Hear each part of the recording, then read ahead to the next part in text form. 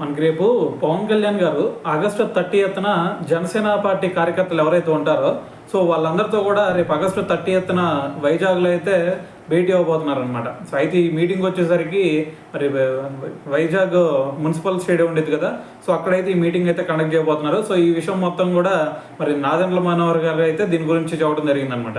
అయితే మరి ఆయన చెప్తుంది ఏంటంటే జనసేన పార్టీలో చూసుకుంటే ఏకంగా 12.43 లక్షల మంది సభ్యులు ఉన్నారని చెప్పేసి. సో మరి అటు విశాఖ స్టీల్ ప్లాంట్ విషయానికి వస్తే మరి విశాఖ స్టీల్ ప్లాంట్ ప్రైవేటీకరణ ఆపాలి అని చెప్పేసి మరి జగన్మోహన్ రెడ్డి గారు ఎందుకు అప్పుడు ఒత్తిడి చేయలేదు.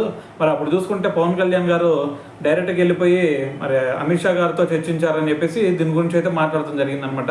అయితే దీని కనుక ఒకసారి చూస్తే జనసేన కార్యకర్తలతో ఆ పార్టీ అధినేత పవన్ కళ్యాణ్ ఆగస్టు 30న భేటీ కానున్నట్లు మంత్రి నాదెండ్ల మనోహర్ వెల్లడించారు. విశాఖ మున్సిపల్ స్టేడియంలో ఈ సమావేశం నిర్వహిస్తూ ఉన్నారు. జేఎస్పీలో 12.43 లక్షల మంది సభ్యులు ఉన్నారని చెప్పేసి చెప్పడం జరిగిందనమాట.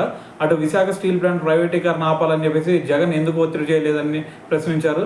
ఈ విషయంలో అందరికంటే ముందు పవన్ ఢిల్లీ వెళ్ళి అమిత్ షాతో చర్చించారని చెప్పేసి గుర్తు చేయడం జరిగిందనమాట.